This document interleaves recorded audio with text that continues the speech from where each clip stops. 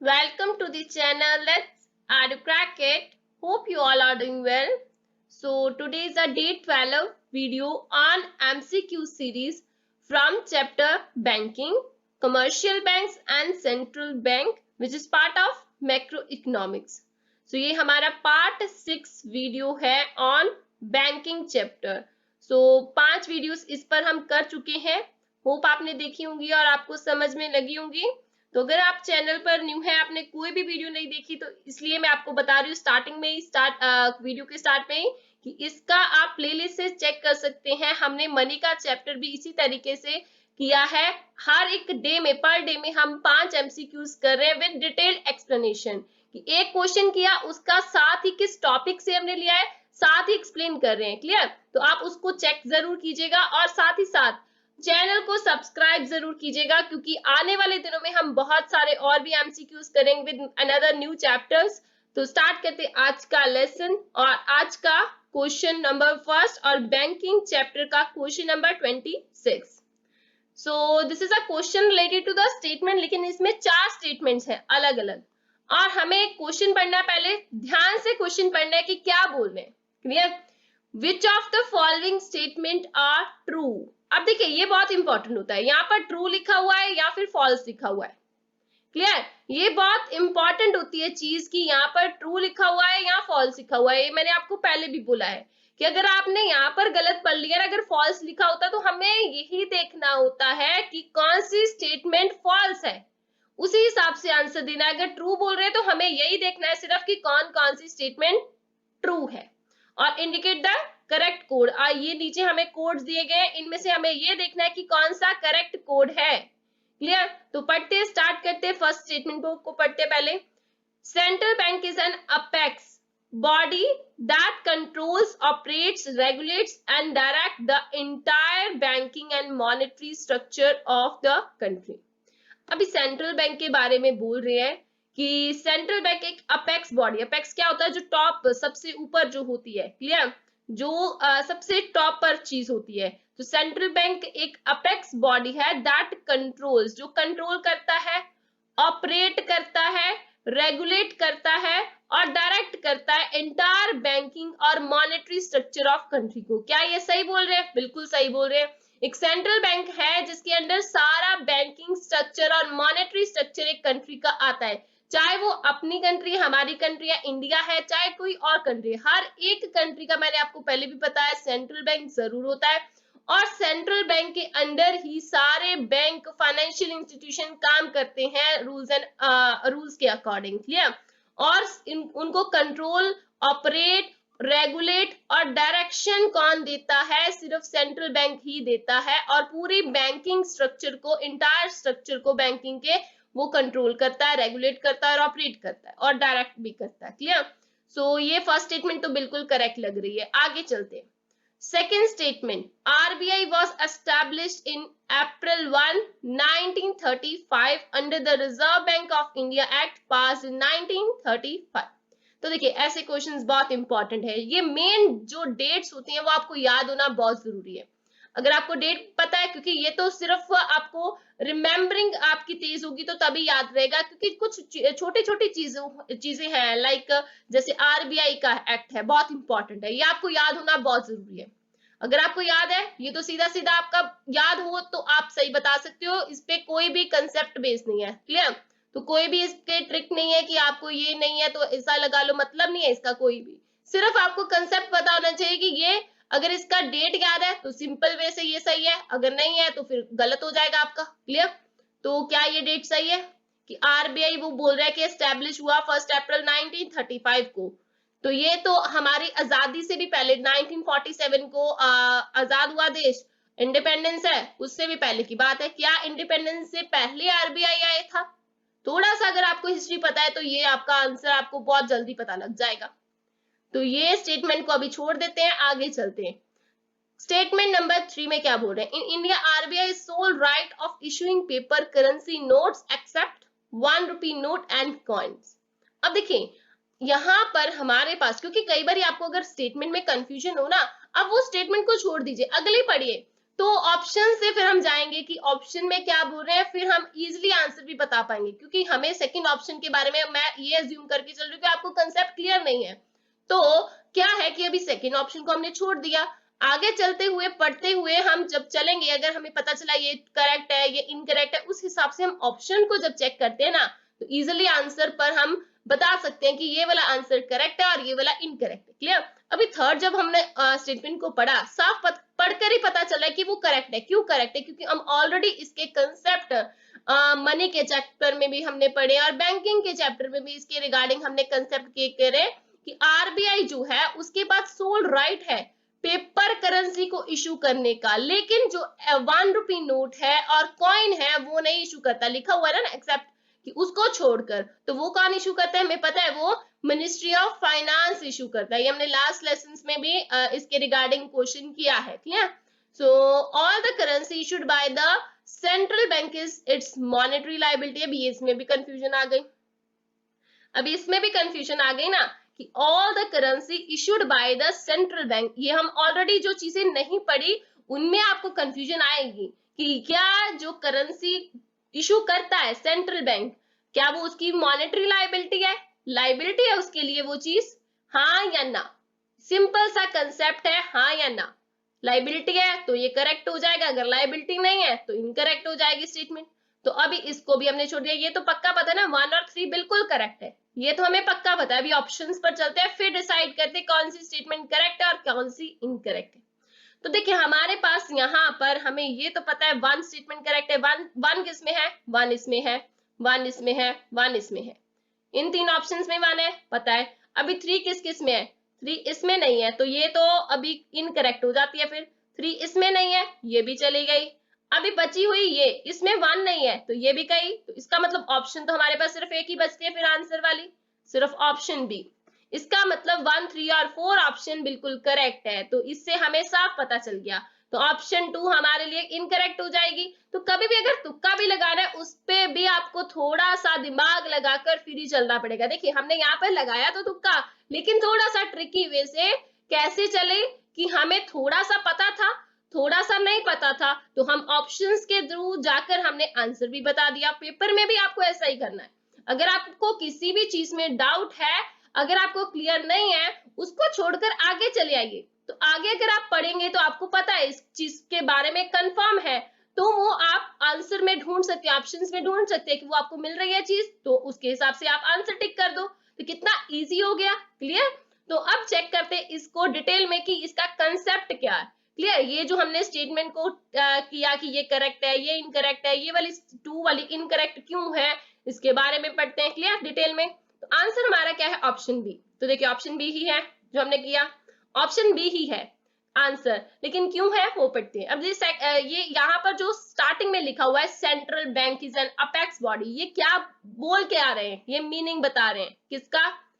Central bank का, कि central bank एक अपेक्स बॉडी है जो कंट्रोल करती है, ऑपरेट करती है, रेगुलेट करती है, डायरेक्ट करती है पूरी एंटायर बैंकिंग और मॉनेटरी स्ट्रक्चर एक कंट्री के। क्लियर। उस पूरी एक कंट्री के जो मॉनेटरी और बैंकिंग स्ट्रक्चर है उसको कंट्रोल, ऑपरेट, रेगुलेट और डायरेक्ट करती है। क्लियर। कौन? सेंट्रल बैंक करता है। क्लियर। इन इंडिया, अब इंडिया में सेंट्रल बैंक का नाम क्या है? बहुत इजी क्वेश्चन है, अगर क्वेश्चन आ भी जाता है तो आपको याद होना चाहिए। तो थोड़े से 2-3 इंपॉर्टेंट और भी जैसे सेंट्रल बैंक है, लाइक यूके का सेंट्रल बैंक कौन सा है, अमेरिका का कौन सा है, कुछ कंट्रीज के जो मेन हेड्स कंट्रीज है उनके भी आपको याद होना बहुत जरूरी है। उसके रिगार्डिंग मैंने क्वेश्चन बनाया नहीं है, फिर भी अगर जरूरत पड़ी तो बनाएंगे, लेकिन बहुत इजी है, लेकिन आपको याद होना चाहिए मेनली। क्लियर। जैसे कि अमेरिका का फेडरल रिजर्व बैंक सिस्टम है, उसे यूएसए का जो है वो सेंट्रल बैंक है, वो आपको याद होना चाहिए। ऐसे क्वेश्चंस आ जाते हैं, इसीलिए मैंने बोला कि ये जरूर याद रखिएगा। और जैसे यूके का, क्योंकि इंग्लैंड जो था, इंग्लैंड का हमारी कंट्री में ब्रिटिश रूल रहा था, इस वजह से हमें थोड़ा सा उनके बारे में पता होना चाहिए कि उनका रिजर्व बैंक क्या है। क्लियर। क्योंकि रिजर्व बैंक ऑफ यूके जो है उन्होंने ही जो कंट्री की इंडिपेंडेंस से पहले का ही हमारा रिजर्व बैंक ऑफ इंडिया बना था। क्लियर। कंट्री की आजादी से पहले बना था। थोड़ा सा हिस्ट्री के बारे में आपको पता होना चाहिए। तो ये जो यूके का जो सेंट्रल बैंक था बैंक है, सॉरी है, तो उसका नाम क्या है? उसका नाम है बैंक ऑफ इंग्लैंड। क्लियर? ये छोटे छोटे जो चीजें हैं इनके बारे में आपको पता होना बहुत जरूरी है। अब चलते हैं इसकी एस्टेब्लिशमेंट पर। तो सेंट्रल बैंक के बारे में पढ़ लिया कि हमारी कंट्री का रिजर्व बैंक ऑफ इंडिया, ये तो सबको पता है कि रिजर्व बैंक आरबीआई जो है हमारी कंट्री का सेंट्रल बैंक है। लेकिन इसकी एस्टेब्लिशमेंट कब हुई, ये बना कब? ये बना था 1 अप्रैल 1935 को under the reserve bank of India act passed in 1934। अब ये स्टेटमेंट सेकंड वाली गलत क्यों थी? क्योंकि उन्होंने पास्ड एक्ट लिखा था 1935, लेकिन एक्ट पास कब हुआ था? इन 1934। एक्ट पास पहले होता है, एस्टेब्लिशमेंट बाद में होती है। याद हमेशा रखिएगा कि एक्ट पास पहले होता है, फिर कभी कभी साथ में भी हो जाता है, ऐसा कुछ नहीं है कि उसी ईयर में भी हो जाता है, लेकिन नॉर्मली उससे पहले ही, चाहे सेम ईयर में ही हुआ, उससे पहले एक्ट की पास्ड होता है, फिर जाके उसकी एस्टेब्लिशमेंट किसी भी एक्ट की, लॉ की होती है। क्लियर? इसी तरीके से रिजर्व बैंक ऑफ इंडिया जो है, reserve bank of India act जो है वो पास हुआ 1934 में, और आरबीआई की एस्टेब्लिशमेंट हुई 1 अप्रैल 1935 को। क्लियर? सो ये बेसिक क्वेश्चंस है जिनकी नॉलेज आपको होनी बहुत जरूरी है।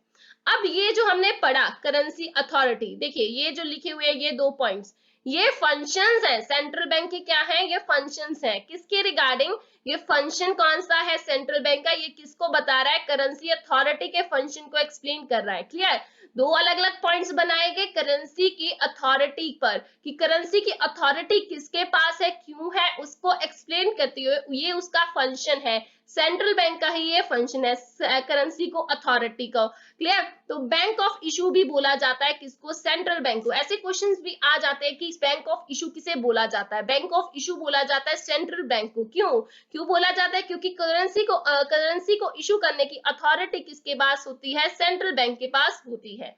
क्लियर? अभी इन इंडिया में क्या होता है कि आरबीआई हैज सोल राइट, की हम ऑलरेडी पढ़ चुके हैं मनी के चैप्टर में भी, और इस चैप्टर के स्टार्टिंग में भी हमने ये क्वेश्चन किया था कि RBI has a sole right of issuing paper currency notes, लेकिन जो 1 रुपी नोट है, कॉइन्स है, वो कौन इशू करता है? Ministry of finance. क्लियर? ये हम ऑलरेडी पढ़ चुके चीज है। अभी क्या होता है कि एक बात समझ लीजिए कि जितने भी करेंसी सेंट्रल बैंक के पास होती है, सेंट्रल बैंक के पास जितनी भी करेंसी है, वो क्या है? जो इशू करता है, जो इशू करता है सेंट्रल बैंक, जितनी भी करेंसी को इशू करता है बैंक, वो उसके लिए मॉनेटरी लायबिलिटी है, एसेट नहीं है। वो उसके लिए मॉनेटरी लायबिलिटी है। क्यों? क्योंकि वो उसका अपना पैसा नहीं है, वो कंट्री का पैसा है। Clear?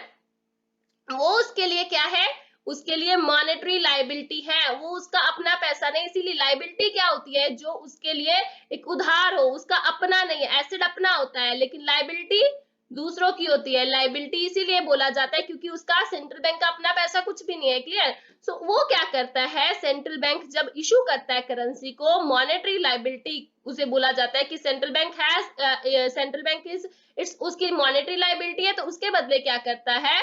Central bank is obliged to back the currency, तो उसे बैक करनी होती है वो करेंसी। क्लियर? विद, क्योंकि उसको उधार चुकाना होता है। किस फॉर्म में वो चुकाता है? वो उधार with assets of equal value, equal value के एसेट्स को वो इशू करके। अब वो इशू कैसे करता है?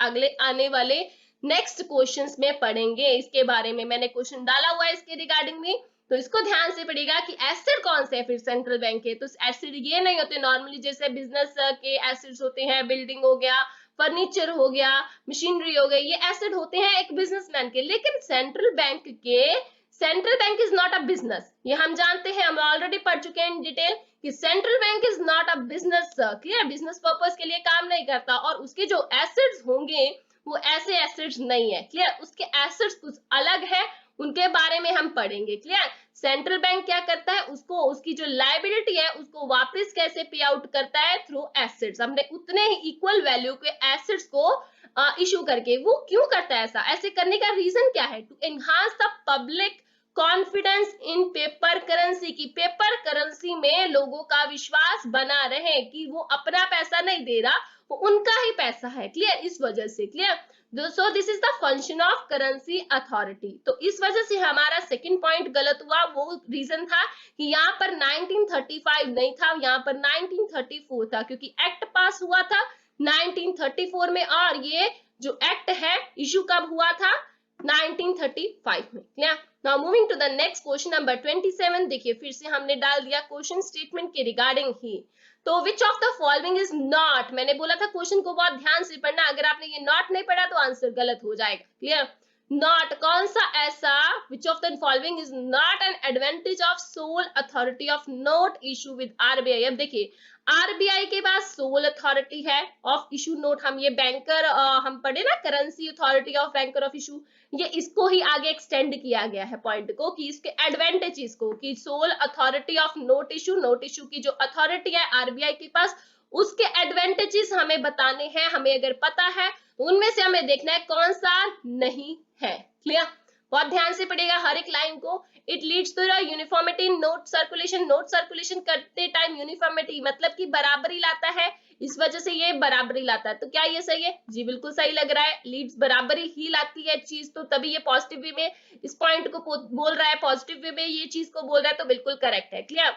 तो it gives the central bank power to influence money supply because currency with the public is part of money supply। तो देखिए हम ऑलरेडी मनी के चैप्टर में ये चीज पढ़ चुके हैं कि central bank has power to influence money supply.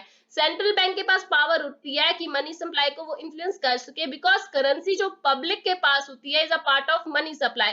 जो सिर्फ पब्लिक के पास मनी होते है वही क्या होती है, मनी सप्लाई को बोला, वही मनी सप्लाई होती है, वो नहीं होती जो बैंक के पास होती है। क्लियर? क्योंकि bank is a supplier. Clear? तो बैंक एक सप्लायर है। क्लियर? लेकिन जो एक्चुअल में मनी पब्लिक के पास होती है वो होती है मनी सप्लाई। तो ये सेंट्रल बैंक क्या करता है, पावर को इन्फ्लुएंस करता है मनी सप्लाई को, इसीलिए क्योंकि करेंसी जो पब्लिक के पास है वो मनी सप्लाई है। तो ये पॉइंट भी बिल्कुल सही बोल रहे हैं, क्योंकि हमने मनी के चैप्टर में ये चीज पढ़ी हुई है। Clear?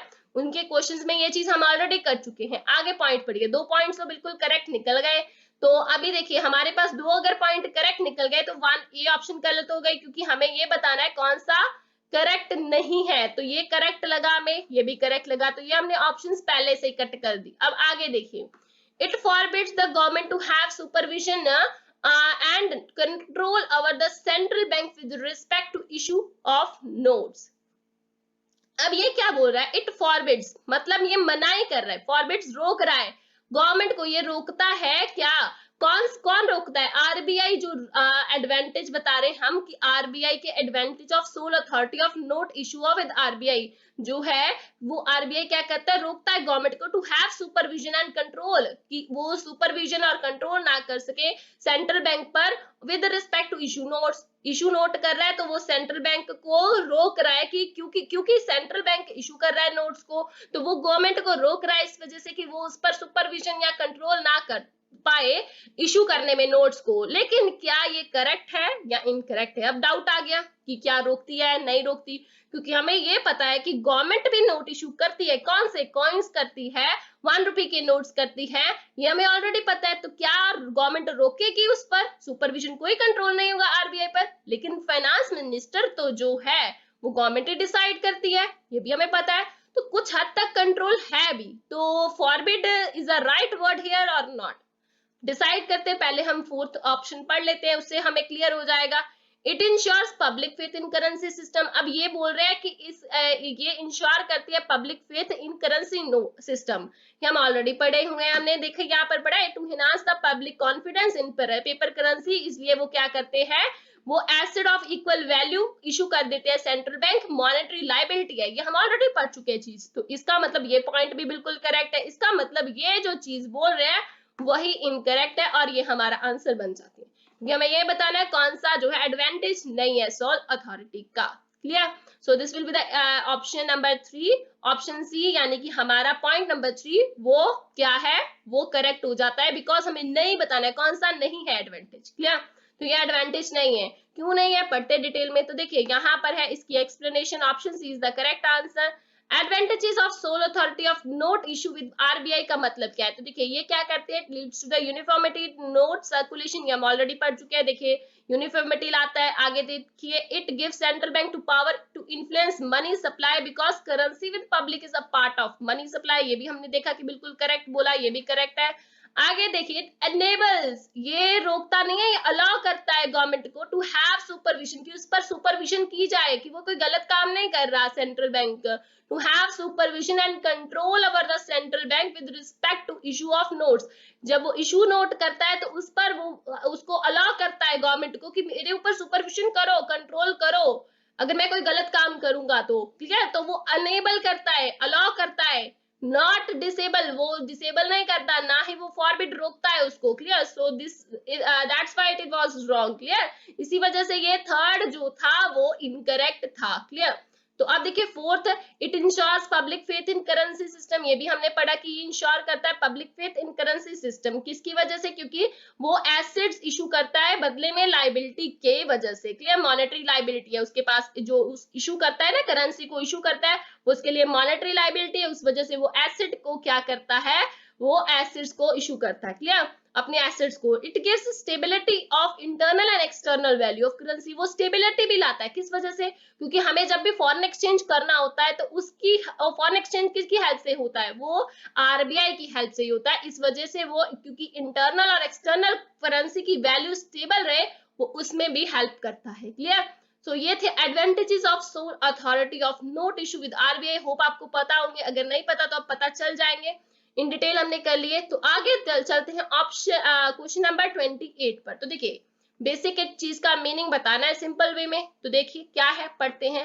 Central government is also authorized to borrow money from the central bank. अब हमने पढ़ा है कि सेंट्रल जो गवर्नमेंट है, सेंट्रल गवर्नमेंट के बारे में बोल रहे हैं कि इज ऑल्सो ऑथराइज्ड, उसके पास ऑथराइज्ड है, is authorized to borrow from the central bank. Central bank से जो है इसे पूरा हक है सेंट्रल गवर्नमेंट को कि वो सेंट्रल बैंक से अब बोरो कर सके, उधार ले सके।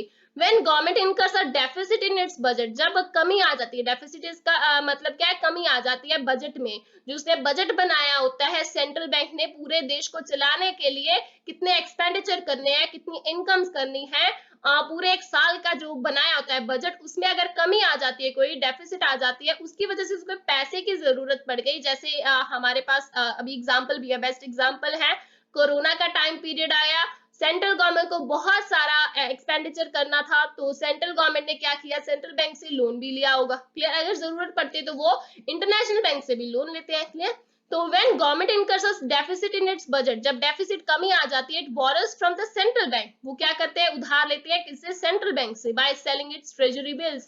कैसे लेते हैं उधार, अपने ट्रेजरी बिल्स जो होते हैं, ये स्टॉक है, उसका स्टॉक सिक्योरिटीज है गवर्नमेंट की, सेंट्रल गवर्नमेंट की, वो अपनी ट्रेजरी बिल्स को बेचकर उससे क्या लेते हैं, उधार लेते हैं। When central bank acquires the security, वो एक्वायर कर लेता है दी सिक्योरिटीज को और इशू कर देता है न्यू करेंसी, उसके बदले क्या करता है, वो सिक्योरिटीज को एक्वायर करके न्यू करेंसी इशू कर देता है। तो इस प्रोसेस को क्या बोलते हैं, ये बोला है उन्होंने।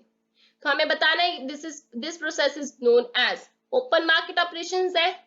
तो ये सिक्योरिटीज की थोड़ी सी बात चली, क्या ये ओपन मार्केट ऑपरेशन है, क्योंकि ओपन मार्केट ऑपरेशन सिक्योरिटीज के साथ डील करता है ना। तो ऑप्शन बी है मॉनेटाइजिंग द गवर्नमेंट डेट्स। तो देखिए मॉनेटाइजिंग वर्ड का मतलब आपको बहुत अच्छे से पता होगा, क्योंकि मॉनेटाइजिंग तो हुई है, आपको पता है। मॉनेटाइजिंग नए नोट इशू करने की भी बात चल रही है इसमें, तो मॉनेटाइजिंग भी डाल दिया ऑप्शन में। अभी डेफिसिट फाइनेंसिंग भी डाल दिया, क्योंकि डेफिसिट की भी बात चल रही है। तीनों में से एक सही कौन सा है, या डी ऑप्शन दे दी, बी और सी दोनों ठीक है। तो कौन सी ऑप्शन करेक्ट है, अगर आपको बेसिक नॉलेज है ना तो बहुत इजी क्वेश्चन है। तो देखिए क्या है इसका आंसर, अगर आंसर पता है वीडियो को पॉज करके आप अपना आंसर लिख सकते हैं साइड में। So option number D will be the correct one, क्योंकि इसमें ये दोनों ही करेक्ट है। इसको क्या बोलते हैं, इस सारे प्रोसेस को जब गवर्नमेंट, सेंट्रल गवर्नमेंट के पास उसके बजट में डेफिसिट आ जाता है, वो ट्रेजरी बिल्स बेचकर मनी बोरो करता है सेंट्रल बैंक से, तो सेंट्रल बैंक क्या करता है, वो सिक्योरिटीज को एक्वायर करके न्यू करेंसी भी इशू करता है। तो उस प्रोसेस को बोलते हैं मॉनेटाइजिंग द गवर्नमेंट्स डेट, या फिर डेफिसिट फाइनेंसिंग, क्लियर। इसी चीज को डेफिसिट फाइनेंसिंग भी बोलते हैं। तो ये दोनों ऑप्शंस बी और सी हमारे करेक्ट हो जाएंगे, तो D option will be the correct answer, clear. तो इसके आंसर पर चलते हैं, तो आंसर है इसका बोथ बी एंड सी। अभी इसकी एक्सप्लेनेशन बढ़िया, central government is also authorised, वही सेम चीज बोली है, मीनिंग बोली है जो हमने पढ़ा पीछे क्वेश्चन में, और ये बोला है इसको क्या है, मॉनेटाइजिंग द गवर्नमेंट डेट और deficit financing, clear. So now moving to the next question number 29।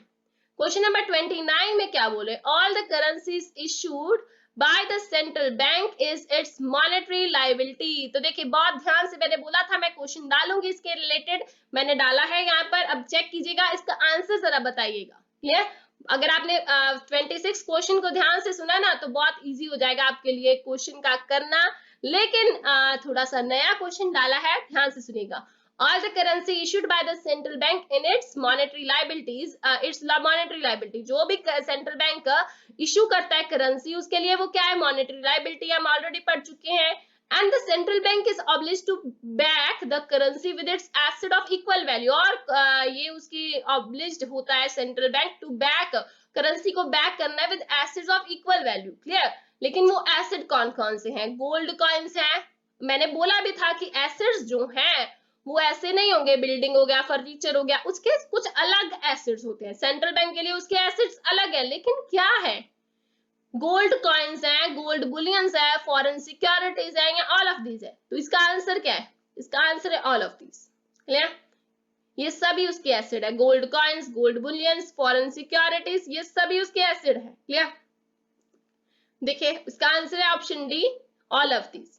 अब इसकी एक्सप्लेनेशन पर चलते हैं। ये ऑलरेडी हम चीज पढ़ चुके हैं कि all the currency issued by the central bank is its monetary liability, और ये central bank is obliged to back the currency with assets of equal value. उसको वापस करने होते हैं इक्वल वैल्यू के एसेट से। क्लियर? उसको मॉनेटरी लायबिलिटी क्या होती है? वापस करनी होती है to enhance the public confidence, की वो पब्लिक कॉन्फिडेंस जो है पेपर करेंसी में बना रहे, इसलिए। क्लियर? उसको बढ़ाने के लिए। तो एसेट्स यूजुअली कंसिस्ट, एसेट्स में कौन कौन सी चीज आती हैं? Gold coins, gold bullions, foreign security, ये बेसिक कंसेप्ट है। क्लियर? ये जो मैं बता रही हूँ ये आपको पता होना चाहिए, नॉलेज होगी तभी आप इनके आंसर दे पाओगे। सो इन डेप्थ हम आंसर्स क्वेश्चंस ढूंढ ढूंढ कर डाल रहे हैं, क्योंकि हर एक पॉइंट ऑफ व्यू से आपको अगर कंसेप्ट क्लियर होंगे तभी आप इनके आंसर्स बता पाओगे इन पेपर। क्लियर? तो एसेट्स यूजुअली कंसिस्ट, कौन कौन से एसेट है? गोल्ड कॉइन्स है, गोल्ड बुलियंस है, फॉरेन सिक्योरिटीज है, domestic governments, local currency securities. अब डोमेस्टिक गवर्नमेंट के जो लोकल करेंसी सिक्योरिटीज है ना, वो भी उसके लिए एसिड है। ये हमने पॉइंट नहीं डाला, याद रखिएगा कि डोमेस्टिक गवर्नमेंट की जो लोकल करेंसी सिक्योरिटीज होती है वो भी उसके लिए क्या है? एसिड ही है। Clear? Now moving to the next question number 30 and last question of this video but not the least question of banking chapter. Clear? आगे अभी पढ़े हुए क्वेश्चन तो पढ़ेंगे आगे भी। बहुत ही इंपॉर्टेंट एक्चुअली क्वेश्चन डाला है ये 30th क्वेश्चन, बहुत बहुत बहुत ज्यादा इंपॉर्टेंट क्वेश्चन है ये। बहुत सारे एग्जाम्स में, यूजीसी एग्जाम में, आपके +2 के एग्जाम में, बीकॉम के एग्जाम में ऐसे क्वेश्चंस बहुत बार आए हुए हैं। अगर आप यूजीसी के स्टूडेंट है तो तब भी आपके लिए ये सभी क्वेश्चंस बहुत यूजफुल है, क्योंकि यूजीसी में क्या होता है कि शुरू से लेकर एंड तक आपको सिलेबस की नॉलेज होनी चाहिए, तब आप हर टाइप के क्वेश्चन का आंसर दे पाते हो। क्लियर? सो ये जो क्वेश्चन है बहुत ध्यान से पढ़िएगा, असर्शन और रीजन का क्वेश्चन। आरबीआई बहुत सिंपल क्वेश्चन है, अगर आपको बेसिक नॉलेज है तो आपके लिए बहुत इजी है। ये सारे क्वेश्चंस मैंने फंक्शन से उठाकर, आरबीआई के फंक्शन से उठाकर बनाए हैं। कंटेंट मैंने आपको बता दिया, जो इसका किस टॉपिक से लिया क्वेश्चन है, ये हमने बनाया है from the functions. Clear? Functions अगर आपने डिटेल में चैप्टर को पढ़ा भी नहीं है ना, आप वीडियोस को ध्यान से सुन रहे हो, ध्यान से देख रहे हो, तो आपका यहीं से पेपर की रिवीजन हो रही है। क्लियर? तो क्वेश्चन है, असर्शन बोल रहे हैं कि the RBI act as a financial agent. RBI को क्या बोला गया है? फाइनेंशियल एजेंट बोला गया है। क्या ये फाइनेंशियल एजेंट है? आरबीआई एक फाइनेंशियल एजेंट है? अगर आपको पता है तो आप जरूर इसको कीजिएगा। क्लियर? अपना आंसर जरूर साइड पर लिखिएगा, क्योंकि कोशिश जरूर करिए। अगर आपको नहीं पता फिर भी कोशिश करिए, क्योंकि इससे आपके बहुत कंसेप्ट क्लियर होंगे। क्लियर? तो आरबीआई एक टाइप ऑफ फाइनेंशियल एजेंट, क्या आरबीआई एक फाइनेंशियल एजेंट है? जी, आरबीआई एक फाइनेंशियल एजेंट है, लेकिन क्या, आगे रीजन पढ़ते हैं। एज अ फाइनेंशियल एजेंट वो उसका काम क्या है? The central bank advise the government from time to time on the economic, financial and monetary matters. वो इसमें क्या बोल रहे हैं कि सेंट्रल बैंक क्या करता है? एडवाइस करता है as a financial agent government को फ्रॉम टाइम टू टाइम, की उसकी इकोनॉमिक कंडीशंस के बारे में, फाइनेंशियल कंडीशंस के बारे में, मॉनेटरी मैटर्स के रिगार्डिंग, सारी चीजों के regarding as a financial agent वो सेंट्रल बैंक क्या करता है? गवर्नमेंट को एडवाइस करता है। तो क्या ये करेक्ट बोल रहे हैं? बिल्कुल करेक्ट है रीजन भी। तो ये क्या रिलेटेड है? जी रिलेटेड है, क्योंकि यहाँ पर भी फाइनेंशियल एजेंट की बात चल रही थी, यहाँ पर भी फाइनेंशियल एजेंट की ही, एज अ फाइनेंशियल एजेंट की ही वो एडवाइस दे रहे हैं कि ऐसा करता है, उसका काम है, तो ये बहुत रिलेटेड है। तो option number A will be the correct answer कि both assertion and reason are true and reason is correct explanation clear of assertion. तो ये गलत हो गया, ये भी गलत हो गया और ये भी गलत। Here, now moving to the answer, option A is the correct answer. Explanation पढ़िए, banker of the government बोला गया है, ये कौन सा फंक्शन है, ये कौन से फंक्शन को बता रहा है, ये इट इज अ फंक्शन जो हमने लिखा हुआ है असर्शन और रीजन में, ये बैंकिंग का ही, सेंट्रल बैंक का ही बैंकर टू द गवर्नमेंट का फंक्शन है कि जो सेंट्रल बैंक है वो गवर्नमेंट का एक बैंक है। ये हम ऑलरेडी पढ़ा ना, हमने देखा क्वेश्चन में पीछे, तो वो गवर्नमेंट का एक बैंक है, गवर्नमेंट के लिए वो काम करता है, गवर्नमेंट को हेल्प करने के लिए, तो वो बैंकर टू द गवर्नमेंट भी हुआ इस वजह से। क्लियर। अब गवर्नमेंट को किस वजह से एज अ बैंकर भी हेल्प करता है, क्लियर। तो एज अ, चाहे वो भी सेंट्रल गवर्नमेंट हो चाहे वो स्टेट गवर्नमेंट हो, पहले जो थी जम्मू एंड कश्मीर एक्सक्लूड की गई थी इस कंडीशन में, लेकिन अभी इसमें इंक्लूड ही होगी, क्लियर, क्योंकि अभी उसमें भी वहां पर भी सेंट्रल गवर्नमेंट के अंदर ही आता है, क्लियर। तो आरबीआई जो है बैंकर है, एजेंट बोला गया है, फाइनेंशियल एडवाइजर भी है। तो एज अ बैंकर वो क्या करता है, ऑल बैंकिंग एक्टिविटीज करता है गवर्नमेंट की। एज एन एजेंट क्या करता है, central bank also has a responsibility of managing the public debt, वो पब्लिक डेट को भी मैनेज करता है, क्लियर। तो एज एन फाइनेंशियल एडवाइजर क्या करता है, सेंट्रल बैंक एडवाइस भी देता है गवर्नमेंट को from time to time on economic, financial and monetary matters, clear. So this is the all about today's video. Hope आपको अच्छी लगी होगी, अगर अच्छी लगती है तो वीडियो को लाइक, शेयर और कमेंट करके जरूर बताइए, और आने वाली वीडियोस के साथ जुड़े रहने के लिए चैनल को सब्सक्राइब करना मत भूलिए। मिलते हैं कल नए लेसन के साथ with next 5 MCQs। Thank you.